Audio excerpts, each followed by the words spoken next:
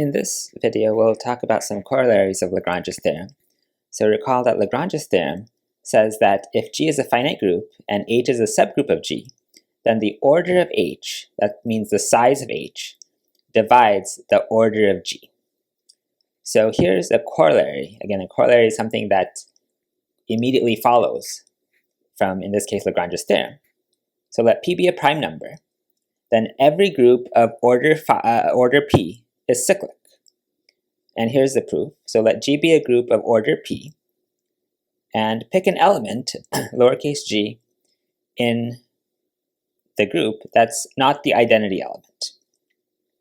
Then the order or size of the subgroup G, with these brackets around it, that's the group generated by G, divides the order of G, which is P. That's what Lagrange's theorem says.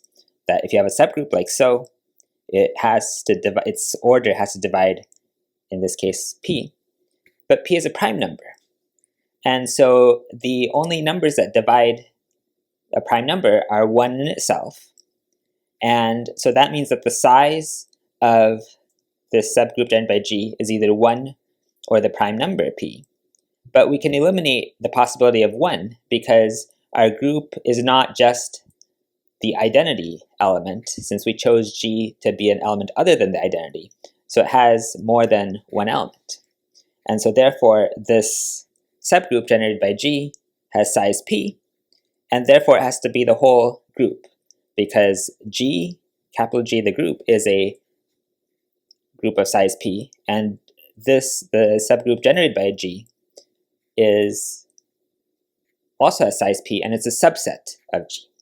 Okay, and so G is cyclic. Again, cyclic means that there's an element of the group, possibly more than one, that generates the entire group. In other words, G, the group, consists of all the powers of that element. Another simple consequence of Lagrange's theorem is the following theorem. It says that the order of an element of the group divides the order of the group. This holds for any finite group G. And well, let's recall what it means for the order of an element G, lowercase g.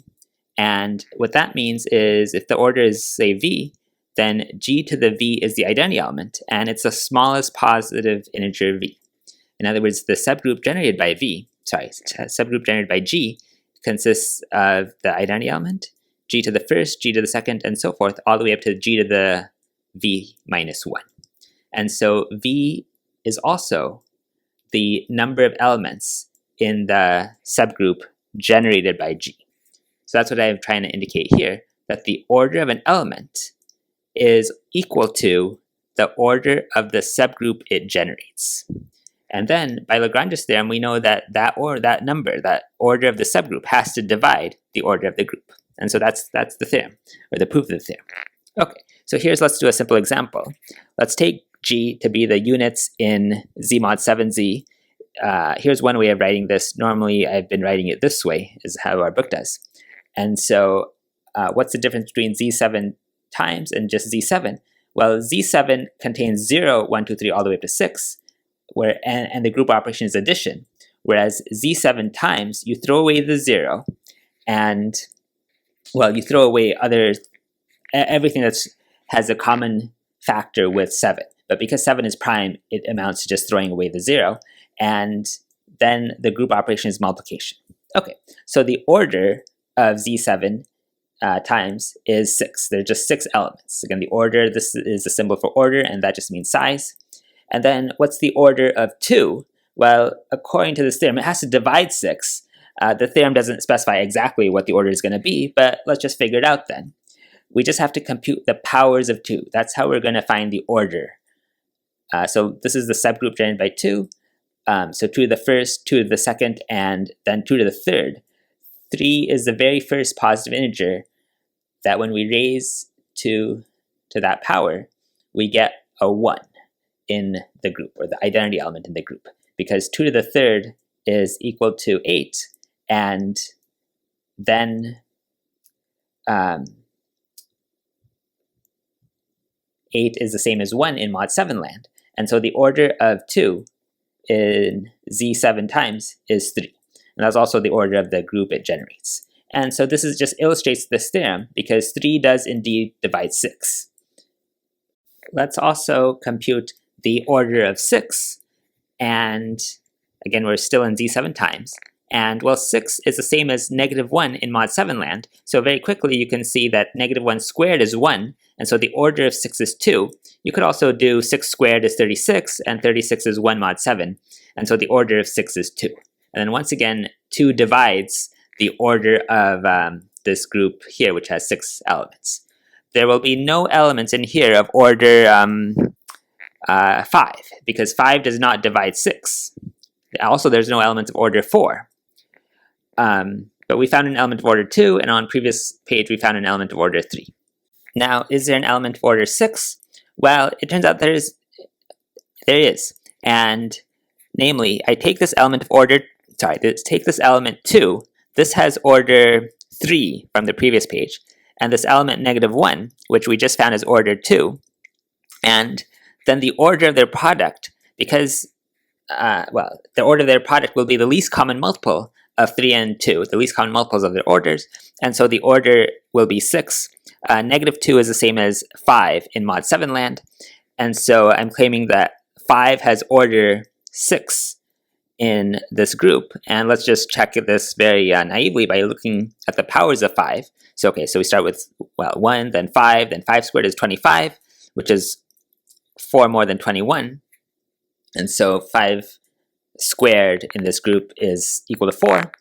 Then 4 times 5 is 20, which is 6 mod 7, and then multiplying by 5 we get 30, which is 2 mod 7, and then we get 2 times 5 is 10, which is 3 mod 7, and so we finally 3 times 5 is 15, which is 1 mod 7. So we're back there, and what we see that we have to multiply up to 5 to the 6th.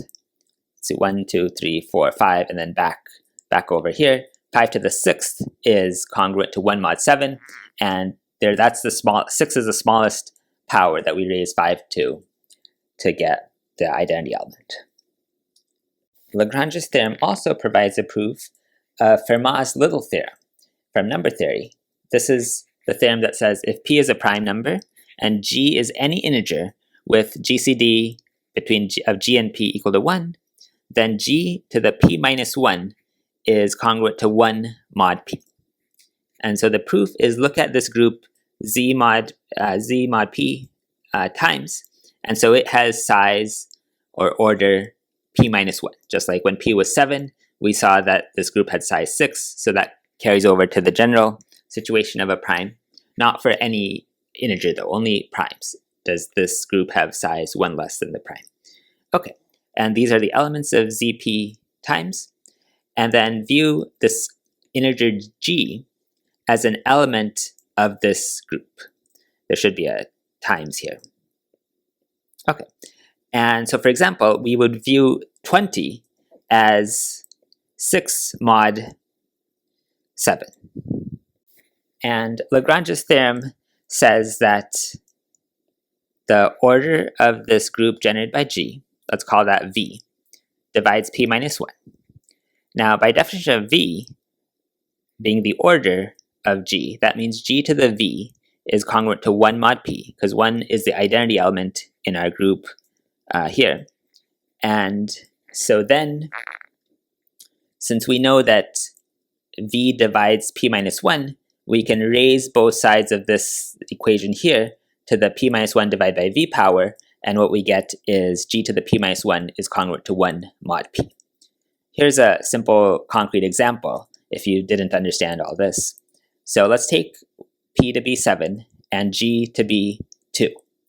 Then we know from the previous slide that the order of 2 in mod 7 land is 3. So that means 2 to the 3rd is congruent to 1 mod 7. And this is a stronger statement than what Fermat's little theorem gives us.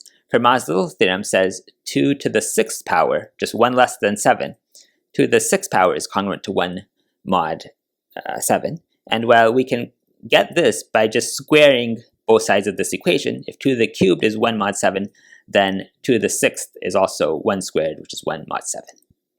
Finally, let me warn you that Lagrange's theorem, the converse doesn't quite hold.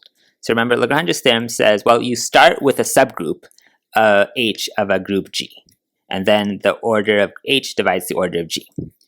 But what it does not say is that if you have a number n that divides the order of the big group, then, well, one might ask, is there such a subgroup that has order n? And the answer is no. There need not be a subgroup H of size n. And a simple example is the group, take G to be the alternating group on 4 letters. It has size 4 factorial divided by 2, which is 12. So remember, S4, the symmetric group on 4 letters, has size 4 factorial, which is 24. And then the alternating group consists of the even permutations, and that's half of that. The other half is the odd permutations. And the claim, which I won't prove by hand, but will prove using Sage, or verify using Sage is better said, is that A4 has no subgroup of size 6, even though 6 divides 12. And okay, so here's the code in Sage. So you tell Sage, let A be the alternating group on 4 letters. And this is a built-in command, alternating group, built into Sage. And so Sage understands, oh, you're talking about the alternating group. And then here, let's work from the right to the left here. I look at the subgroups of my group A. And so this here is a list of all the subgroups. And then I do a for loop through that list. So for S, standing for subgroup, in this list here, I ask what is the order of S, that subgroup S. And then it lists all the orders of the various subgroups, and 6 does not appear here. Okay, now just as maybe if this is a little bit confusing or we haven't talked so much about the alternating group, let's just recall what are the elements of A4. They're the even permutations, and okay, so the first is the identity element, or that's easy to write down. Then the product of 2 transpositions.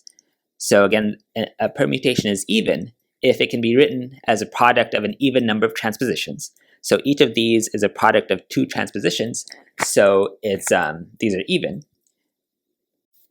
Then all the 3 cycles are also even, and that was because a 3 cycle has an odd number of elements, and so therefore it's an even permutation. That was something that we talked about in the previous video. Okay, so there's a total of 8 3 cycles, and so those are the even permutations. And here I've just listed all 8. But okay, so we've got 8 here, 3 and 1, and so together that's 12. So these are all the 12 elements of A4. What about the other 12 permutations that are odd? Well, they consist of the 4 cycles, because again, a 4 cycle is has an even number of elements, and therefore it's an odd permutation. And how many are there going to be? Well, it's going to be 4 factorial, because there's 4 ways you can rearrange, 4 factorial ways you can write the numbers 1, 2, 3, 4. But the cycle notation is unique only up to cyclic permutation, and so you divide through by 4 to get 6. So there's going to be a total of 6 4 cycles. Here I've written only 1. Okay, and then there's going to be 6 transpositions. A single transposition is certainly odd, and the reason there's 6 is that there's 4 choices for the first number, 3 choices for the second number, but then you have to divide by the cyclic shift, in this case divide by 2 to get 6 transpositions. So there's 6 of these, together 12. So these are the 12 elements of S4 that are odd permutations. And then collectively with the 12 elements of A4, they form the 24 elements of S4.